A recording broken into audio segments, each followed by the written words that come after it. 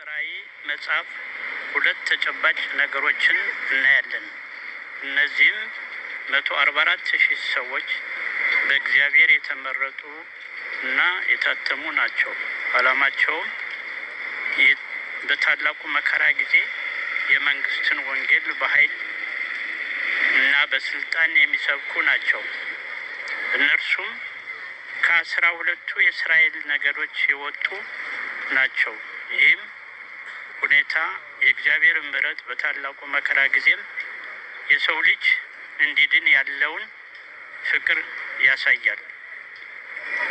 እነዚህ የተመረጡ አይሁዶች ከሴቶች ጋር ያልረከሱና ድንግሎች ናቸው።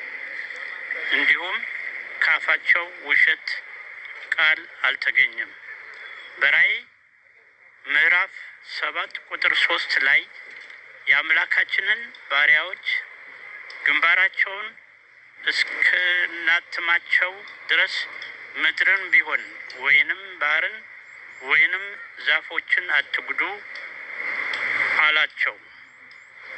ይህም ማህተም የእግዚአብሔር ስለመሆናቸው እና ጥበቃም ስለሚደረግላቸው የሚያመለክት ነው። በአዲስ ኪዳንም በክርስቶስ ያመን ሁሉ በመንፈስ ቅዱስ ታትመናል።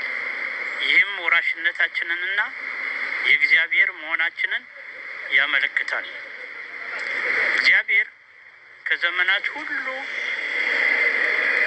ተቆጣጣሪ ነው። በታላቁ መከራም ጊዜ ይቆጣጠራል። በ144,000 አይሁዶች ወንጌልን ይሰበካል። የሚድኑ ሰዎች አሉ።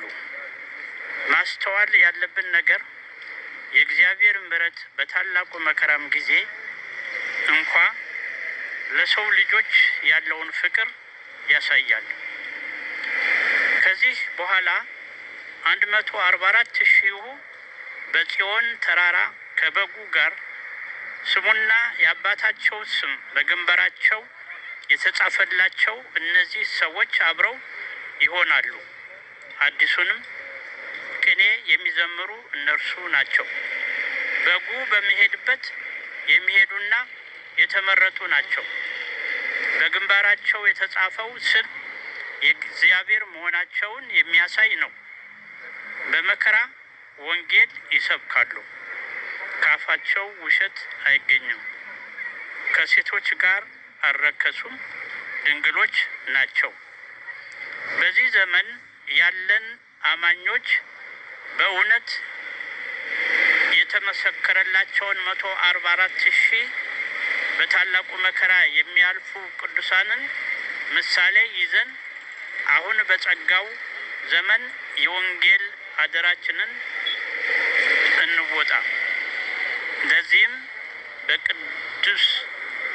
በቅድስና ክርስቶስን በማስከበር በዚህ ዘመን እንድንኖርና መንፈስ ቅዱስ ይርዳን።